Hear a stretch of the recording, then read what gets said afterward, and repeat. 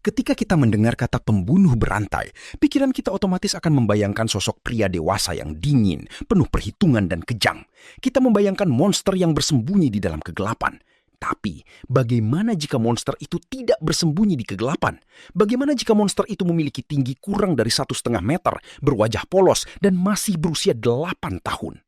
Fenomena anak-anak yang menjadi pelaku pembunuhan bukanlah sekedar mitos, melainkan sebuah paradoks yang paling meresahkan dalam dunia kriminologi dan psikologi forensik. Saat publik bertanya-tanya siapa sebenarnya anak paling mematikan di dunia, jawabannya tidak sesederhana menghitung jumlah korban. Jawaban dari pertanyaan ini akan membawa kita masuk ke dalam labirin gelap tentang kegagalan fungsi otak, trauma lingkungan yang parah, hingga kebingungan sistem hukum internasional. Hari ini, kita akan membedah profil mereka. Kita akan melihat kasus-kasus ekstrim ini tidak hanya dari seberapa banyak nyawa yang mereka renggut, tetapi dari usia yang sangat tidak masuk akal untuk melakukan kekejaman. Kita akan menggunakan kacamata sains, psikologi, dan sejarah untuk memahami anatomi seorang pembunuh cilik. Dalam sejarah kriminalitas global, istilah paling mematikan bisa diukur dari dua hal. Produktivitas, seberapa banyak korban yang dibunuh, dan precocity, seberapa muda usia pelaku saat membunuh. Mari kita mulai dari metrik produktivitas. Ada individu-individu yang memulai karir mematikannya sejak usia remaja dan mencetak rekor korban yang mencengangkan. Kita terbang ke Brazil, melihat kisah seorang remaja bernama Pedro Rodrigues Filho. Di jalanan Brazil, ia lebih dikenal dengan julukan Pedrinho Matador. Lahir pada tahun 1954 di Santa Rita do Sapucaí, Pedro mengklaim telah mencabut nyawa lebih dari 100 orang, di mana sistem peradilan hanya bisa membuktikan 71 pembunuhan. Uniknya, Pedro bukan pembunuh acak. Sebagian besar korbannya adalah orang-orang yang ia anggap sebagai penjahat atau pengkhianat. Ia adalah seorang vigilante atau hakim jalanan. Bayangkan ini, aksi pembunuhan pertamanya dilakukan saat usianya baru menginjak 13 atau 14 tahun. Saat itu, ia menembak wakil wali kota tepat di depan balai kota. Alasannya, sang wakil wali kota telah memecat ayahnya karena tuduhan mencuri makanan. Tuduhan yang ternyata tidak pernah terbukti. Tidak berhenti sampai di situ. Sesaat setelahnya, Pedro remaja membunuh seorang penjaga sekolah yang ia curigai sebagai pencuri makanan yang sebenarnya. Petualangan berdarahnya berlanjut saat ia kabur ke daerah Mogi das Cruzes. Di sana, ia membangun reputasi mengerikan dengan merampok sarang narkoba dan membunuh para pengedar. Namun ada satu kisah dari Pedro yang membuat para ahli psikologi forensik bergidik. Saat ia sudah berada di dalam penjara, ia membunuh ayahnya sendiri. Ini adalah aksi balas dendam karena sang ayah ternyata telah membunuh ibu Pedro. Pedro mengklaim bahwa ia merobek dada ayahnya dan mengunyah sebagian jantungnya. Meskipun beberapa ahli biografi meragukan kebenaran klaim ini, narasi tersebut jelas menunjukkan satu hal. Pedro memiliki tingkat mati rasa dan agresi ekstrem yang luar biasa di luar nalar manusia normal. Jika jumlah 71 korban belum cukup membuat Anda menahan napas, mari kita lihat kasus Pedro Lopez. Ia beroperasi di 3 negara, Kolombia, Peru, dan Ekuador. Meski ia ditangkap saat usianya sudah dewasa, pola kejahatannya menunjukkan kelainan jiwa yang sudah tertanam sejak ia masih sangat muda. Targetnya sangat spesifik, gadis-gadis kecil berusia antara 8 hingga 12 tahun. Lopez dikaitkan dengan lebih dari 300 pembunuhan. Pihak berwenang bahkan menemukan kuburan massal di Ekuador yang berisi lebih dari 50 jasad korban. Tapi bagian paling tragis dari kisah ini bukanlah jumlah korbannya, melainkan sistem hukumnya. Karena keterbatasan hukum Ekuador pada masa itu yang tidak mengenal hukuman penjara seumur hidup, salah satu pembunuh paling mematikan dalam sejarah manusia ini akhirnya dibebaskan pada akhir tahun 1990-an. Dan sampai detik ini, keberadaannya tetap menjadi misteri yang menghantui. Selain jumlah korban, tingkat bahaya seorang anak seringkali diukur dari betapa mudanya mereka saat melakukan tindakan keji. Tindakan yang secara logika psikologi dan sosiologi mustahil dilakukan oleh anak sekecil itu. Tahun 1998 di wilayah Bihar, India, lahirlah Amarjit Sada.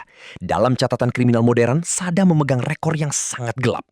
Ia adalah pembunuh berantai termuda di dunia. Pada usia berapa ia mulai membunuh? 8 tahun. Pada usia di mana anak-anak lain baru belajar membaca dengan lancar atau bermain kelereng, Sada bertanggung jawab atas kematian 3 orang bayi. Korban pertamanya adalah adik perempuannya sendiri yang baru berusia 8 bulan. Tidak puas, ia kemudian menargetkan sepupunya yang berusia 9 bulan dan terakhir seorang bayi dari tetangganya. Apa motifnya? Sampai hari ini para ahli masih kebingungan. Saat ditangkap polisi, Sada tidak menunjukkan rasa takut, sedih, apalagi penyesalan. Ia justru dilaporkan tersenyum santai saat mengakui semua perbuatannya kepada pihak berwajib. Karena usianya masih sangat jauh di bawah batas tanggung jawab hukum di India, negara tidak bisa memenjarakannya. Sada akhirnya dikirim ke panti rehabilitasi khusus. Kasus serupa terjadi jauh di masa lalu di Amerika Serikat. Namanya Jesse Pomeroy, dikenal sebagai Boston Boy Fiend. Antara tahun 1871 dan 1872, saat usianya baru 12 tahun, Jesse menculik dan menyiksa setidaknya 7 anak laki-laki dengan kekejaman yang sangat brutal. Ia sempat dimasukkan ke sekolah reformasi, sekolah khusus anak bermasalah. Namun setelah dibebaskan, ia kembali membunuh. Kali ini korbannya adalah Kitty Curran yang berusia 10 tahun dan Horace Millen yang baru berusia 4 tahun. Kasus Pomeroy ini memicu perdebatan panas di abad ke-19 tentang apa yang mereka sebut sebagai kegilaan moral pada anak-anak. Pertanyaan terbesarnya adalah, mengapa? Mengapa seorang anak bisa bertransformasi menjadi pembunuh yang mematikan? Apakah mereka dilahirkan sebagai monster, nature, atau lingkunganlah yang membentuk mereka menjadi monster, nurture? Laporan ilmiah terbaru dari tahun 2025 menegaskan satu hal penting. Tidak ada satu faktor tunggal pun yang bisa menciptakan pembunuh anak. Kejahatan ekstrim ini lahir dari tabrakan antara kerentanan biologis bawaan dan lingkungan yang sangat buruk. Mari kita bedah otak mereka. Riset terbaru 2024-2026 membongkar misteri ini. Sebuah studi di Frontiers in Psychology menguji 187 remaja pelanggar hukum berat dan membandingkannya dengan lebih dari 2.000 remaja biasa. Hasilnya, anak-anak yang melakukan kejahatan berat ini memiliki nilai yang sangat anjlok dalam hal kontrol diri dan empati. Yang mengejutkan, ketika dites soal kemampuan berpikir rasional atau intelijensi, nilai mereka hampir sama dengan remaja normal. Artinya apa? Mereka tidak bodoh. Masalahnya bukan pada kecerdasan kognitif, melainkan otak emosional mereka yang seakan-akan mati lampu, sehingga impuls kekerasan tidak bisa direm. Pada anak normal, rasa empati akan terus tumbuh seiring bertambahnya usia. Namun pada pelaku pembunuhan anak, skor empati mereka cacat permanen, stagnan, dan tidak berkembang. Cacat emosional ini seringkali diakibatkan oleh pengabaian dan trauma masa kecil yang mengubah sirkuit saraf di otak mereka selamanya. Dari segi neurobiologi, ada kelainan pada bagian otak yang bernama korteks prefrontal. Ini adalah bagian otak depan yang berfungsi sebagai rem dari segala tindakan kita dan pusat penilaian moral. Hasil scan otak menunjukkan bahwa metabolisme energi di area ini menurun drastis pada otak pelaku pembunuhan.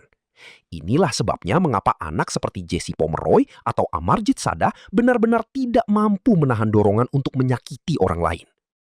Selain itu, ilmuwan juga menemukan adanya gen spesifik bernama gen MAOA. Gen ini sering dijuluki gen pejuang yang mengatur zat kimia otak. Terdapat varian dari gen ini yang disebut MAOAL yang terbukti memicu perilaku agresif. Tapi inilah penemuan terpentingnya. Memiliki gen jahat ini tidak otomatis membuat seorang anak menjadi pembunuh. Gen ini ibarat tombol yang tertidur. Tombol mematikan ini hanya akan menyala dan aktif jika anak tersebut mengalami trauma masa kecil yang brutal seperti pelecehan fisik atau penelantaran. Hal ini membawa kita pada teori sosiologi. Sebagian besar anak-anak mematikan ini lahir di lingkungan yang terdisintegrasi. Ada teori bernama strain theory, teori ketegangan, yang menjelaskan bahwa anak dari latar belakang ekonomi hancur yang tidak punya cara sah untuk mencapai tujuan hidup, akhirnya beralih ke jalan kekerasan demi merasakan secercah kekuasaan. Rumah tangga yang berantakan, keluarga yang akrab dengan kejahatan, dan paparan kekerasan setiap hari adalah resep paling ampuh untuk mencetak seorang pembunuh. Namun, dalam sejarah kita menilai siapa anak yang paling mematikan, kita harus berhati-hati. Kadang label monster ini adalah hasil ciptaan sistem masyarakat yang bobrok.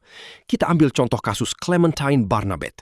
Antara tahun 1911 hingga 1912 di Amerika Serikat, remaja perempuan keturunan Afrika Amerika ini secara mengejutkan mengaku telah melakukan 35 pembunuhan menggunakan kapak. Tapi tunggu dulu, analisis sejarah modern di tahun 2025-2026 membongkar banyak kejanggalan dalam kasus ini. Analisis dari sejarawan seperti Lauren Henley menunjukkan bahwa Clementine kemungkinan besar adalah korban dari sistem peradilan yang sangat rasis pada era tersebut. Pengakuan Clementine selalu berubah-ubah. Ia bercerita tentang sekte mistis voodoo bernama Church of the Sacrifice, namun bukti fisiknya nol besar. Para ahli modern meyakini bahwa narasi tentang remaja pembunuh kapak yang haus darah ini hanyalah mitos yang dikonstruksi oleh media dan hukum saat itu untuk meredakan kepanikan publik. Ini adalah pengingat bahwa kegagalan sistem hukum dan bias media bisa dengan mudah mencap seorang anak malang sebagai iblis. Bagaimana cara kita menghukum anak-anak yang terbukti mencabut nyawa orang lain? Disinilah nilai-nilai kemanusiaan kita diuji. Perdebatan tentang batas usia minimal seorang anak bisa dipidana atau minimum age of criminal responsibility masih menjadi salah satu isu dunia yang paling memanas. Di India, batas usianya sangat rendah, yakni 7 tahun. Di Inggris dan Wales, batasnya 10 tahun yang sering menuai kecaman dunia. Di Argentina dan Portugal, batasnya mencapai 16 tahun, menjadikannya salah satu yang paling tinggi. Namun, tren global di tahun 2025 berusaha mendorong batas ini menjadi minimal 14 tahun sesuai anjuran PBB. Mengapa? Karena sains membuktikan otak anak-anak secara fungsional belum mampu memahami konsekuensi jangka panjang dari tindakan mereka seperti orang dewasa. Yang paling kontroversial adalah Amerika Serikat. AS menjadi satu-satunya negara anomali di dunia yang masih melegalkan hukuman penjara seumur hidup tanpa kemungkinan bebas bersyarat bagi anak di bawah 18 tahun. Diperkirakan hingga 2025 ada 2.570 anak yang dikurung di penjara AS untuk mati di sana tanpa harapan. Banyak pihak yang menentang hukuman kejam ini karena hukum tersebut gagal melihat bahwa anak-anak memiliki dorongan impulsif bawaan dan mudah dipengaruhi teman sebaya. Lebih dari itu, secara biologis, anak-anak memiliki kapasitas untuk berubah yang jauh lebih tinggi daripada orang dewasa. Faktanya, sebuah studi tahun 2024-2025 tentang pola kejahatan berulang, residivisme, menemukan hal yang mematahkan stigma kita selama ini. Sebagian besar anak yang membunuh di usia remaja justru punya kemungkinan lebih kecil untuk mengulangi kejahatannya di masa dewasa dibandingkan dengan remaja pencuri atau penjahat non-kekerasan. Mitos yang mengatakan bahwa anak pembunuh pasti akan jadi orang dewasa pembunuh ternyata salah besar. Selama mereka dipisahkan dari lingkungan lamanya yang beracun, diberi pekerjaan yang stabil, dan diajarkan membangun hubungan yang positif, mereka bisa berhenti total dari dunia kriminal. Penelitian di Connecticut tahun 2025 membuktikan bahwa anak-anak yang akhirnya dibebaskan dari hukuman seumur hidup justru banyak yang telah tumbuh dewasa secara mental dan meninggalkan masa lalunya yang kelam. Sayangnya, di era modern ini, kita dihadapkan pada ancaman baru. Laporan terbaru 2020-2025 di AS menunjukkan pergeseran tren kematian anak yang sangat mengerikan. Mulai tahun 2020, senjata api resmi menggantikan kecelakaan lalu lintas sebagai pembunuh nomor 1 bagi anak dan remaja di Amerika Serikat. Angka kematian akibat senjata api di kalangan remaja melonjak tajam hingga 68% dari 2014 ke 2024. Hal ini diperparah oleh hilangnya sosialisasi yang sehat saat pandemi COVID-19, serta semakin mudahnya anak-anak mendapatkan akses senjata maut tersebut. Ditambah lagi dengan pengaruh media sosial dan dunia bawah tanah internet, darknet, yang memicu geng remaja. Lalu apa solusinya? Penjara terbukti bukan jawaban tunggal. Kita butuh pendekatan terpadu. Pertama, pencegahan dari sekolah. Sekolah harus bisa mendeteksi anak-anak yang memiliki trauma di rumah. Kedua, kita butuh mantan pelaku yang sudah bertobat untuk merangkul remaja-remaja jalanan ini. Program seperti di Boston membuktikan ini bisa menurunkan angka pembunuhan hingga 60%. Ketiga, keadilan restoratif. Daripada sekedar memenjarakan, pelaku harus dipertemukan dengan keluarga korban untuk benar-benar memahami rasa sakit yang mereka buat dan mengambil tanggung jawab nyata. Pendekatan ini menurunkan niat mereka untuk berbuat jahat lagi hingga 20%. Siapa anak paling mematikan di dunia pada akhirnya tidak membawa kita pada kepuasan, melainkan pada kesadaran yang menyakitkan. Di balik setiap angka korban yang mengerikan, tersembunyi kegagalan berlapis dari sistem kemanusiaan kita. Nama-nama seperti Pedro Rodriguez Filho, Amarjit Sada, dan Jesse Pomeroy memang mewakili titik paling ekstrim dari kekejaman manusia. Tetapi sains telah membuktikan, otak mereka masih bertumbuh. Kekurangan kontrol diri dan hilangnya empati pada anak-anak bukanlah sebuah takdir atau kutukan seumur hidup. Itu adalah sebuah kerentanan yang sebenarnya bisa kita cegah jika dunia turun tangan lebih cepat. Perubahan hukum dunia yang mulai menghapus hukuman kurungan mati bagi anak adalah bukti bahwa kita mulai menggunakan akal sehat dan empati. Sekejam apapun masa lalunya, secara fundamental, mereka tetaplah anak-anak yang masih punya ruang untuk bertransformasi menjadi lebih baik. Tantangan terberat kita di masa depan adalah mencari titik tengah. Bagaimana memberikan keadilan bagi para korban yang nyawanya terenggut, sekaligus memperbaiki jiwa pelaku yang hancur. Selama kita tidak membasmi akar utamanya, yaitu kemiskinan ekstrim, trauma lingkungan, dan bebasnya akses senjata api, maka dunia hanya akan terus mencetak mesin pembunuh cilik generasi baru. Tanpa perpaduan antara hukum yang tegas, intervensi sains, dan rasa empati dari masyarakat, kita hanya sedang menunggu waktu untuk menuliskan nama baru di dalam buku hitam sejarah kriminalitas remaja.